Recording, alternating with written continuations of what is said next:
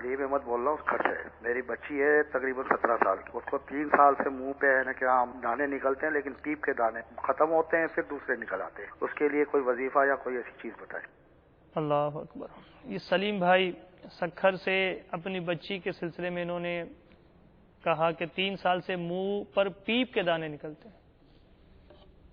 अल्लाह अज़्ज़ा वजल हमारे सलीम भाई की शहजादी को शिफाए कामिल आजिला और सेहत नाफिया अता फरमाए। सही मुस्लिम में है कि जब किसी शख्स का कुछ दुखता या उसे फोड़ा फुंसी और जख्म होता तो नबी करीम रऊफ़ रहीम अपनी उंगली के साथ यूं फरमाते, बिस्मिल्लाहि तुरबतु अर्दिना बिरीक़ति बादिना लियुशफा बिही सकीमुना बिइज़्नि रब्बिना।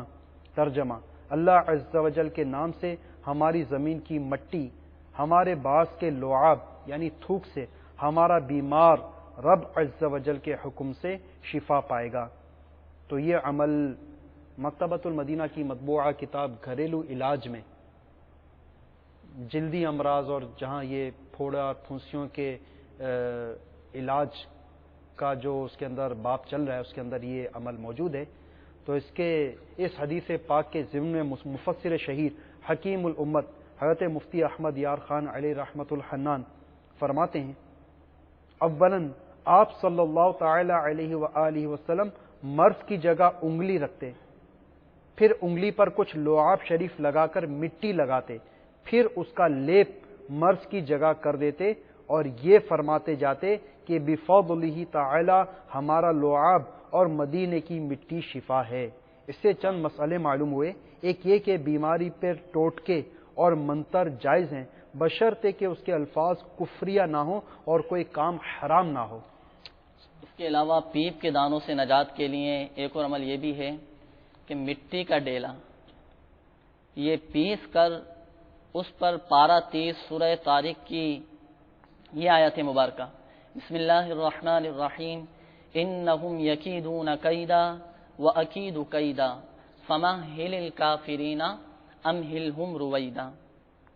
तो ये आयत मुबारका 3 बार पढ़कर अपना लुआब डालें और उस मिट्टी पर थोड़ा पानी छिड़क कर वो मिट्टी तकलीफ की जगह पर दिन में 2-4 बार मल लिया करें। तो इंशाअल्लाह अज़्ज़ा वजल इसकी बरकत से पीप के दानों वगैरह से नजात मिलेगी। और अगर चाहें तो यही मिट्टी उन फोड़े फुंसी वगैरह पर मिट्टी को बांध भी सकते हैं पट्टी वगैरह लगाकर।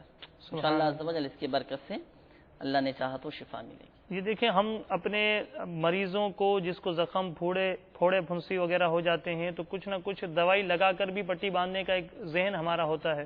तो ज़ाहिर है इसमें अल्लाह तबारक व तआला के अस्मा जो है वो जिक्र किए गए हैं, कुरान पाक की आयतों के हवाले से हमने सुना, और ये सारे मुजरब अमल अगर इसमें भी इंशाअल्लाह इस हवाले से भी इस तरह करके हम अपने मरीज़ों की शिफा के लिए जहन रखेंगे तो अल्लाह तबारक व तआला अपने कलाम पाक की बरकत से हमारे मरीज़ों को शिफा अता फरमाएगा। तो सलीम भाई आप घबराएं नहीं, अल्लाह ताला आपकी बच्ची को सेहत और शिफा अता फरमाए। ये अमल जिस अंदाज से आपको बताया गया वो कीजिए, इंशाअल्लाह ज़रूर इसमें आपको फ़ायदा होगा।